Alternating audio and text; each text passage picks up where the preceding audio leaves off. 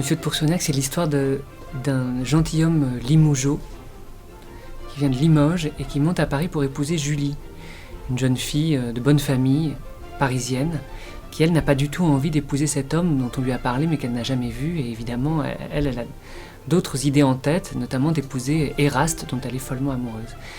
Éraste et Julie vont donc décider de faire échec à ce projet de mariage et vont payer Sbrigani, qui est un homme d'intrigue napolitain immigré à Paris, et Nérine, la femme de chambre de Julie, pour perdre Pourceaugnac, pour le rendre fou et le perdre à la fois dans sa tête mais aussi dans la ville. Ce projet, il est né de ma rencontre avec William Christie et les Arts Florissants. On s'est immédiatement penché sur le corpus qui est relativement réduit, des comédies-ballets de Molière. Il m'a demandé de choisir, parce qu'il m'a dit, contrairement à l'opéra, chez Molière, c'est le théâtre qui prime et Lully ne venait qu'après Molière. Je me suis posé la question de savoir à quel moment situer cette action. J'ai décidé de le faire dans le Paris des années 50, qui à la fois nous rapproche évidemment de cette histoire, et puis parce que ça me semblait le moment le plus proche de nous. Il était possible de raconter cette histoire sans la tordre, c'est-à-dire une jeune fille, un mariage arrangé, mais une jeune fille qui est en train de se libérer. Il ne faut pas oublier que dans les années 50, c'est le moment de « Et Dieu créa la femme » en 57.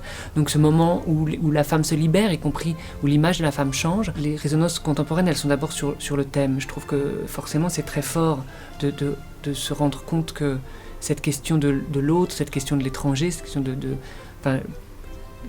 l'ostracisme est une chose qui est malheureusement la plus communément répandue dès que les hommes font société. Mais ce qui est aussi magnifique, c'est que dans Monsieur de Pourceaugnac, il y a aussi la musique. Et William Christie dit toujours le baroque, ça swing. Et je trouve que c'est par là, évidemment, qu'on a envie de l'attraper.